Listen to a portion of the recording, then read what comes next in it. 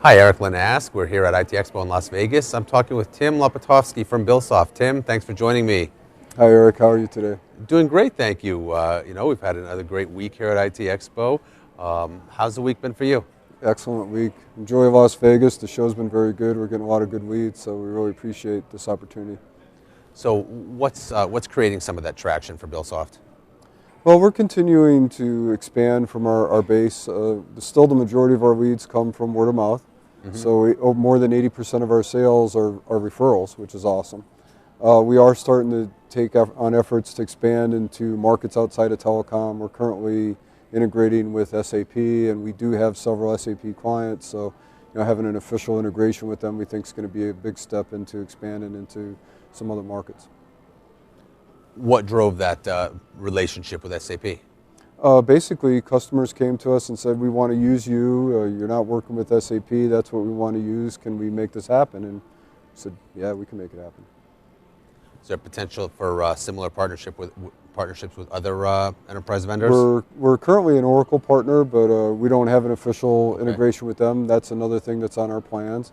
We're also looking at Microsoft Dynamics and a few other platforms that are more the non-traditional for telecom and cable companies, which is still the majority of our business.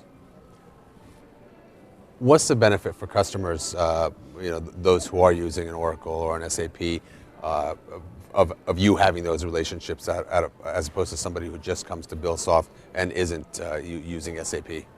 Well, if they're planning to go with SAP or Oracle and we already have an integration with them, it's just like our other clients or partners that we work with. It makes it very easy for them to switch over to our platform. And that seamless integration, it's all figured out. The mappings are all done for different products and services. So it makes it very easy for them, and the systems work together seamlessly from the day you open the box.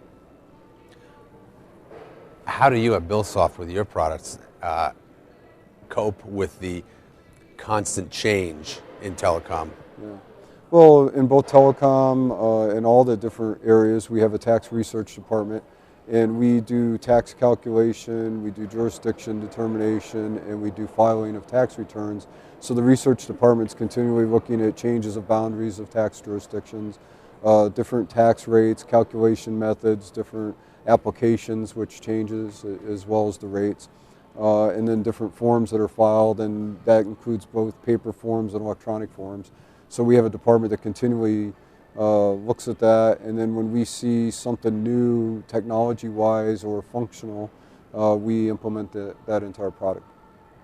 How does the continued growth of mobility impact you?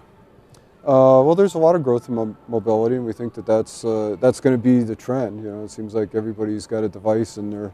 I think I read something the other day that the average person looks at their cell phone 120 times a day.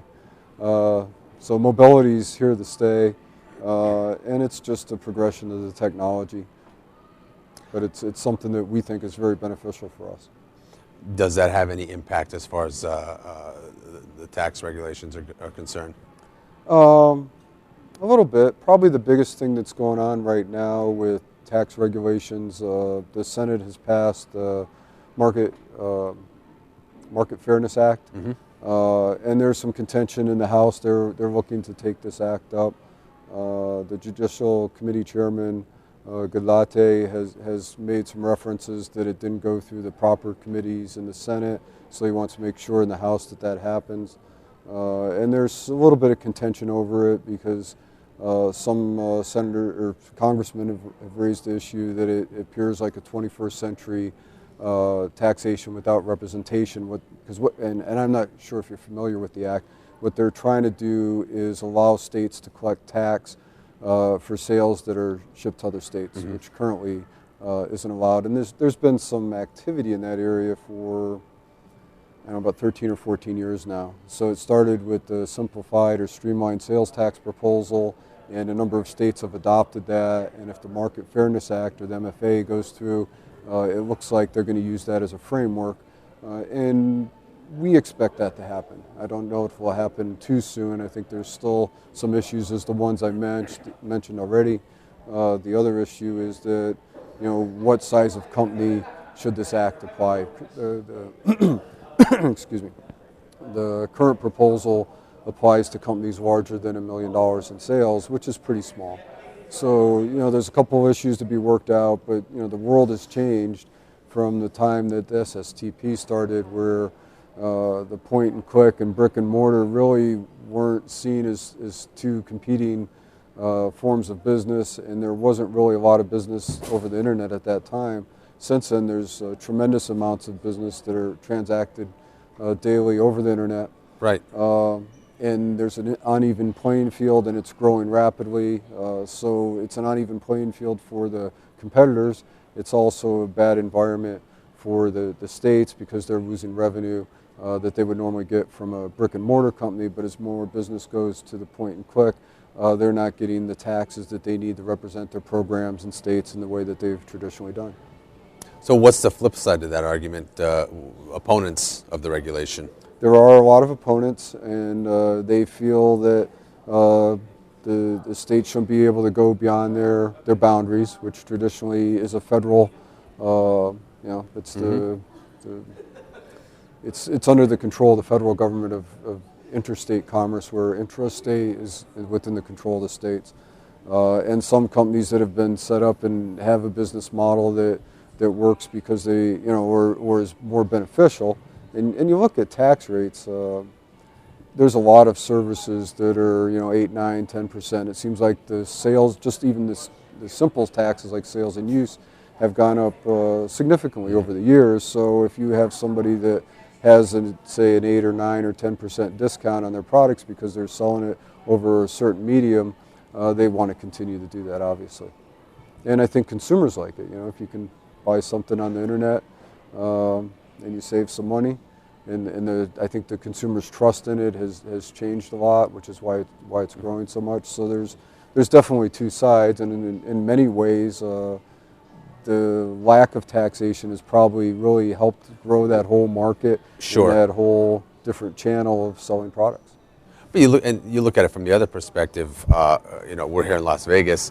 If we buy something here, we're going to pay taxes here, even though we're bringing it back home to wherever we're from. Mm-hmm. So the question becomes, why wouldn't a similar policy?